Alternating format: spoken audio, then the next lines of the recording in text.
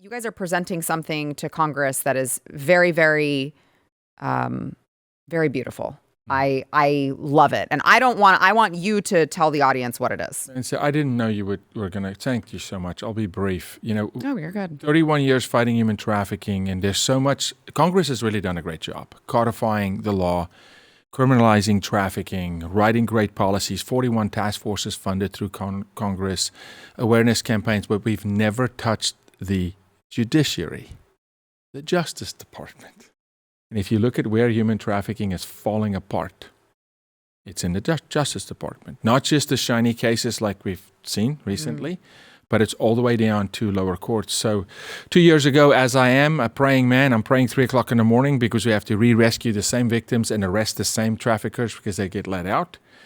And God just gives me an idea, and Aiken Law, massive law firm, says, we'll run with this with you pro bono. And 2 years later, we presented a white paper. It's published, and now Congress, both Senate and House, are jumping on it. And we are, bold idea, but we are asking Congress to go with us and institute an Article 3 constitutional specialized human trafficking court, a federal court, where if it's a human trafficking case in your county, in your city, that the judges, the current judges, are cross-designated, where that case goes to a specialized human trafficking court where the judges know what they're doing. Mm-hmm. You don't have Comey's daughter representing or building the case. You have an actual prosecutor that understands human trafficking. They get monitored. They're appointed and confirmed, which means, they take courses every year. They have amazing suite of services that serve them, like SCOTUS is served with amicus briefs. And what happens is an average judge in Dallas may see one human trafficking case every 5 years. So when a real trafficking case comes to him, it's got no chance. And can we, just for a second, is it because I don't want to speak for you, but I'm going to presume because these cases, they plead down to other charges, it never goes to the judge. Is that? That's right. It never goes to the court. So let me give you numbers real quick. Tens of thousands of people trafficked in America every year. We've only had 148 federal prosecutions in the last 5 years. That's nuts. That is crazy. 148. The white paper, this is Aiken Law, 2 years, 500 PIRs filed, right? The highest number we found in the last 15 years where a state is prosecuting human trafficking is 47% prosecutions, okay? It's now dropped to 16%. Prosecutions are going down, trafficking is going up. Yeah. Why? Because they pleaded down. They pleaded down to a misdemeanor, a drug charge, a kidnapping charge. What did they do with Diddy? Removed the sex trafficking charges and did what? Transportation. Because they can make that stick in the court of law.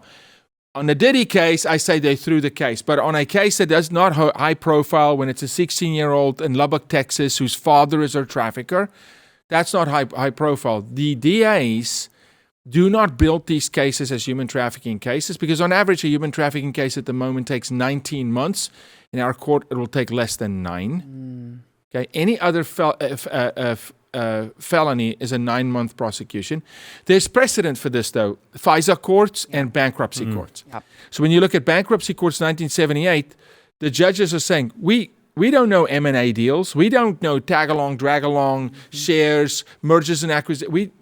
You got to have a specialty court for this stuff. Why not for trafficking? It's more complex, way more complex.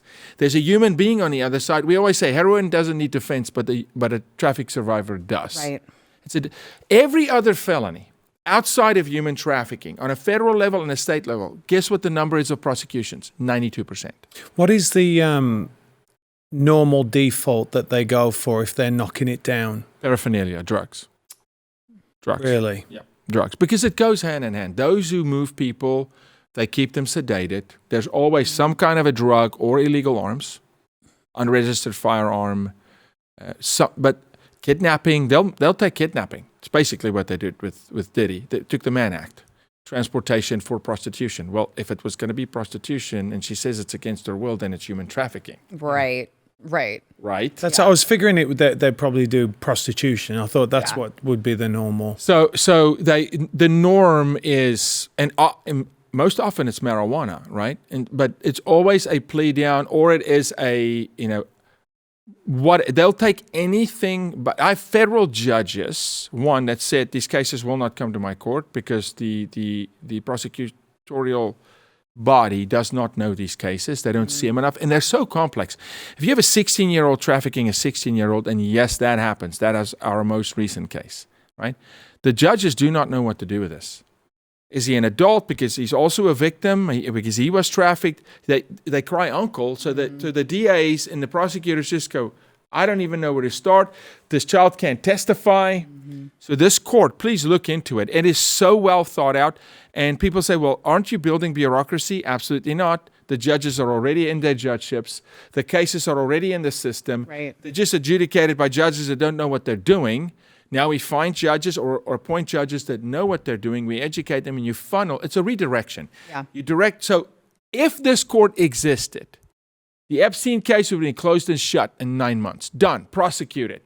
It would have been built very differently. You would have subpoenaed and called witnesses who bought people from him to the courtroom. You built the cases differently, completely differently. The way you go about it, the way you take testimony is not the way they took Cassie Ventura's testimony, because the way they took their testimony made her a human piñata for defense to just knock like they did with Virginia. You wouldn't build cases that way, right? So this court is getting a lot of traction. Thank you so much. This is 2 years in the making, and it's actually good news of, wait a second, you mean there can actually be justice?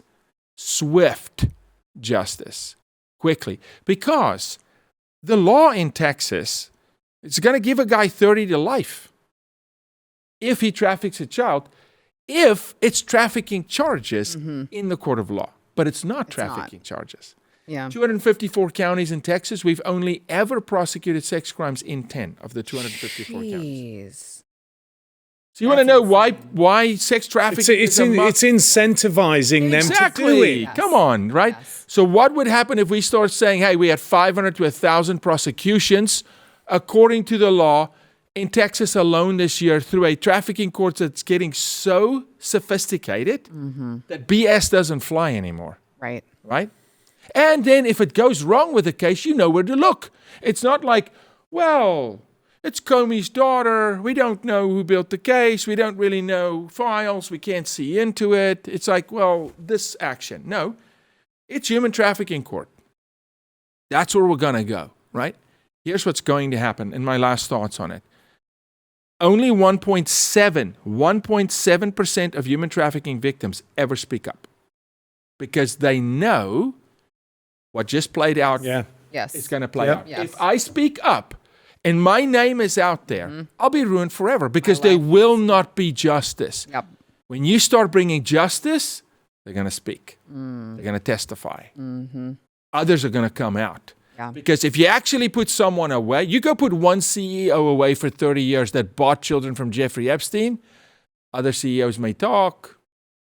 They may talk. And this court will also adjudicate all the civil trials. So the same judge that's criminal will also handle civil, on the civil remedies, right? On civil remedies for the victims. Every survivor, all the NGOs, think tanks, even on the liberal side. I mean, we just met with very liberal senators yesterday. And they're like, this has to happen. That was going to be my question, was like, bipartisan. I would imagine it would be bipartisan It's bipartisan. Because it's a real solution. And the white paper, when you read it, it's non-emotional, it's X's and O's, it's facts. So we're leading up now in September to a Senate judiciary hearing, and we've curated.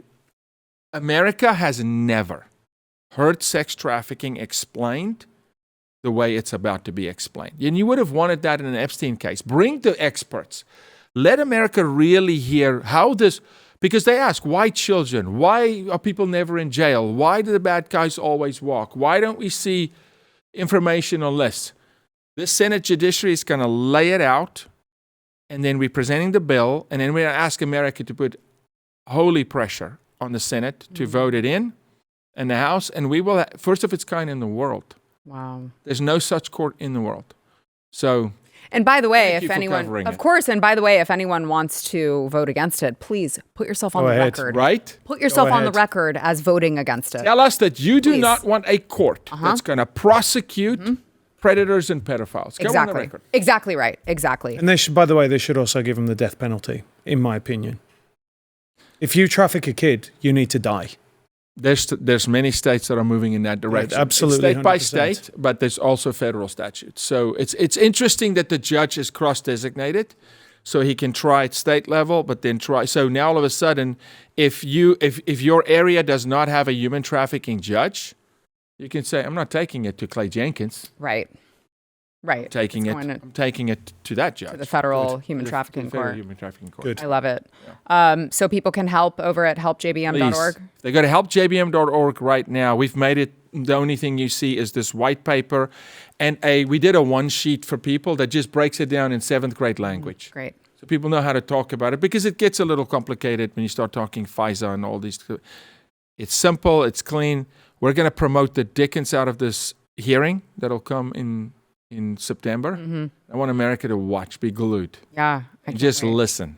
And there's some interesting names that are going to speak at this hearing. It's going to be saucy. Okay. Yeah. Well, we will keep me posted on that. If you like this clip and you want to see the full episode, click here. And if you want to subscribe to the channel, come on, you know you do. Click here.